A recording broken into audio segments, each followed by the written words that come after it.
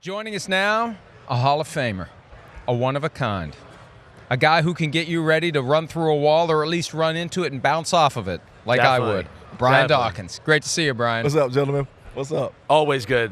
I know I've always talked about it, but he's still one of my most amazing teammates I ever got to experience, just because your mentality during the week, what you turned into on Sunday, you had an extra locker for Wolverine. There was lots of interesting things about you, so it was amazing. Where did your mentality come from? Man, that's growing up in Jacksonville, Florida, Duval, brother. Yeah? Like, yeah, some of that fight that you see came out of those experiences. But I've also learned a whole bunch from my father. My father taught me a whole lot. He was the guy. Yeah, man, he taught me my mentality, and I'll be honest with you, I also learned some stuff from my mom too, man. So it's, again, so some of those things Right. were things that I began to harness in a positive direction. That was at one point, I would say I had to say I was sorry a whole lot because I used it in the wrong way. Yeah. Well, and I've heard the story from him many times over the years about how you would make that transformation. Was there ever a time that you were trying to push the switch and you just couldn't, or whenever you were ready to do it, you were in that mode and ready to go? You know why it never fizzled? It's because of these dudes here, my teammates. It was no longer for me anymore. Like, it was for them. Like, I had to be what I need to be for my team. So once I got to that level and it was time to go, right?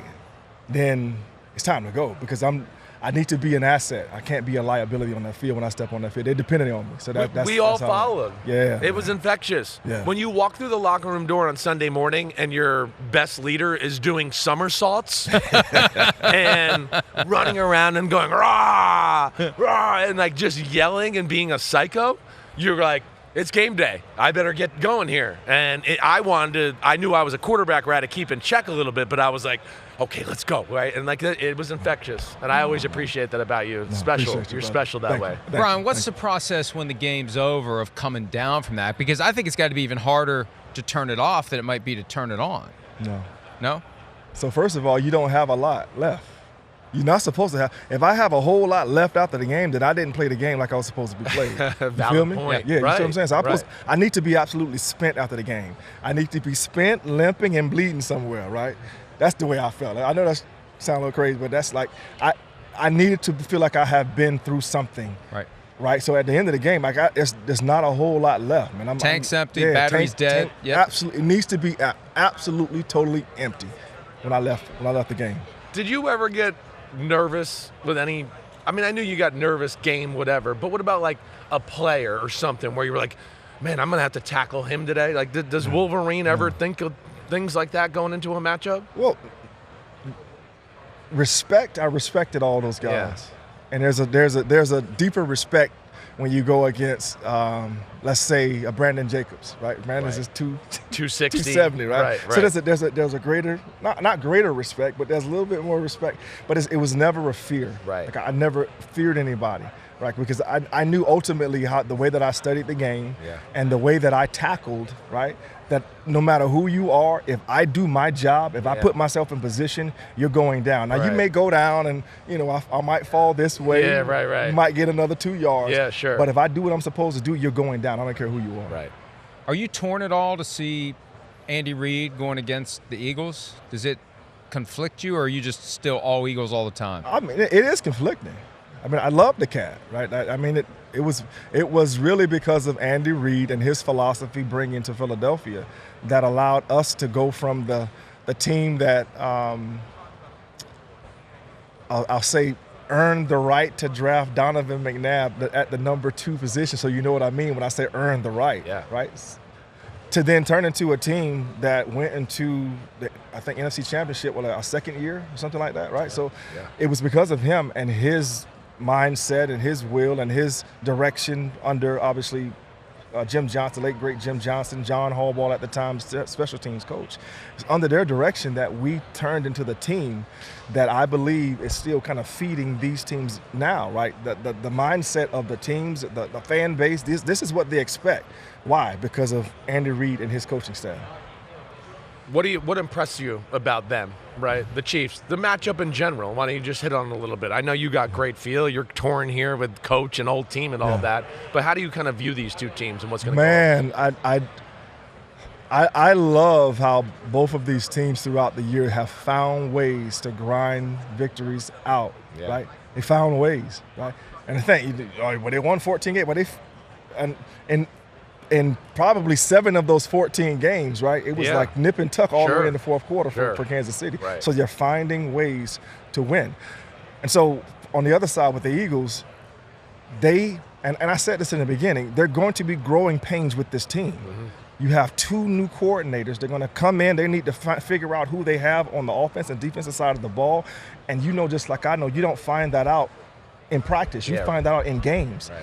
So that when you then find those things out, you're able to then trust them more to then add more. And to me, they became a different team after the bye week because I believe tough conversations were had. Right. So long and short, I love the grind of both of these teams. They know how to win both ways, especially the grinding part. Right. So that's why I believe it's going to be a close game. Yeah. Who do you give the edge to if it's a close game? Yeah. If it's a close game, my heart would tell you that it would be a Philadelphia thing. Right, but my mind. Right. Why? Because they've been in like Spags and like Andy. They've been in it so many times. Like your mind is like that will be the thing. Right? Yes, right. But I just believe that when it's all said and done, that the Philadelphians will they will make one more play with the talent that they have at the end. Yeah, I'm with you. I'm going with the Eagles too. Yeah. I can't believe it. I'm not betting money, but I'm with you there. I really am. Safety in football right now that gives you goosebumps when you watch him. So I'll be honest with you. I don't watch the game the way that I used to. I don't study the game the way that I used to. So I don't come across all of the young men who are out there balling out, right? Yep. But the individuals that I've seen play the game, with this, I'll just use these 2 teams, right? Yeah. So I love C.J. Gardner. Yeah. I love his versatility. Your kind of attitude. Yeah, but I love that he doesn't. I heard somebody else say it earlier. I love that sometimes he don't care about his body when he goes to make tackles. I know that sounds crazy. No, no regard for your body. But I love that aggressiveness to him when it comes to that. But also on the other side, Mr. Reed. I call him Mr. Reed because he's been in the game for a while with the Kansas City Chiefs. I love his versatility that Spags can use him all over the field. That reminds me of someone, but being able to be used like a chess piece all over the field. Right. And to me, he's one of the best erasers of mistakes in the game right now. So for these 2 teams, there's 2 guys that really stand out. That jump to you. Yes. How would Brian Dawkins mesh with the current rules in the NFL that keep skewing farther and farther toward player safety? So what you do is you find a way. Physicality is still a part of this game, and you find a way. You adjust your game. However you need to adjust it, because I adjust my game towards the end of my career, right? I did do things a little bit differently. Why? Because the rules told me I had to do. So you go into your thought process. Again, I study tackling. Like I can give you different ways to tackle guys because I had it in my repertoire. So I then study, okay, so how can I still inflict some pain on this gentleman as he's trying to go to the ground, right? Without using whatever that they said I can't use. So you come up with those ideas, you kind of practice them a little bit on the after practice. I would practice some things after practice, and then you implement those things on game. But ultimately, you still have to be aggressive, and you still have to be able to inflict some type of pain. I just say injure. Yeah, we got some type of pain. We got you when contact happens. And that's what's been so difficult the past 15 years. The NFL gets nervous when they hear something like what you said, but it's football. It's football. And part of winning that battle of physical will is to hit a guy so hard that the next time he sees you coming, he's going to drop the ball, he's going to wet his pants, he's going to fall down before he takes a hit. He's going to think about you and not the thing he was supposed to do. Right. But it's the same thing on the offensive side of the ball. If you talk to an offensive lineman, when he pulls, he's trying to inflict pain on that defender. Right. Why? Because the next time he pulls, he's expecting that or hoping that defender does not quite come as hard as he did the first time. You see what I'm saying? Yeah, absolutely. So it's a mental thing. It is a mental thing. Does any of it drive you crazy though? Do you look at it as unfair? Because it drives me crazy. He hears me. I'm like, I'm old school. All the time. I go crazy, right? The protection of the quarterbacks, all that. But is there one aspect of the new rules where you're like, this is just not realistic? It's too hard on these defensive guys all the time. Well, obviously, it's going to be with the quarterback. They're doing so many things to make the quarterback position outside of football. It's no longer football with quarterbacks. I know. Like, it's no longer football. You can't instill like fear in no, them like you did back in the old days. You literally have to treat them like they are, I don't know, like artifacts. I don't. So, like, you can't throw them down. You can't land on them. You can't, like, all of these different. And so you're asking this guy who's running full speed, 300 pounds, to all of a sudden, now I got to torque my body, I got to turn this, I can't do this. Well, I can't throw him down. So if he's throwing down, I got to hold him up a little bit. Like, come on, you think about all this thing as you're playing the game of football, right? You're not. Right. You're not. So you're and they'll tell you that the onus is always on me as a defender. Yeah. No matter what you do.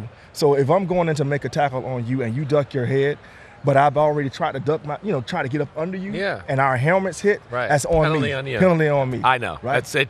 Trust me, he's heard me so many four-letter words on Sundays. Many, very many. Yeah.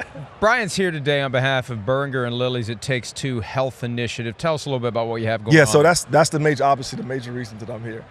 And because that is something that hit my household, right, it's potentially could have been in my house. I didn't say it hit it. It could have potentially been in my household. So the thing is, if you have type 2 diabetes, which both my parents have, and high blood pressure, which both my parents have, there's a potential for you to develop chronic kidney disease, right?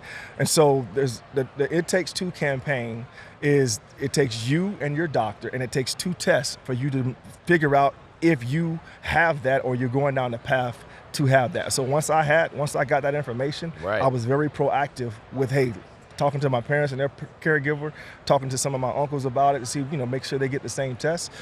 But also now to use this platform to be able to speak about those things to these individuals who may be watching this that may fall into those. Yeah, sure. I know some people. Area. Yeah. See what I'm saying? So now I would tell you to go to testyourkidneys.com to find out more information, so that you can stay here healthier longer, right? Right. Be very proactive with this thing. That's amazing. They can kind of see if you're susceptible to down the road, so you can then go, okay, let me adjust my diet here so I don't have this happen. Or whatever it is they decide. You and your doctor, they'll get together, they'll talk about what it is what you need to do. Yeah, but you'll come up with that plan. But again, the first thing is if you fall into that, or you have anybody that fall into this, type 2 diabetes and high blood pressure, get these tests.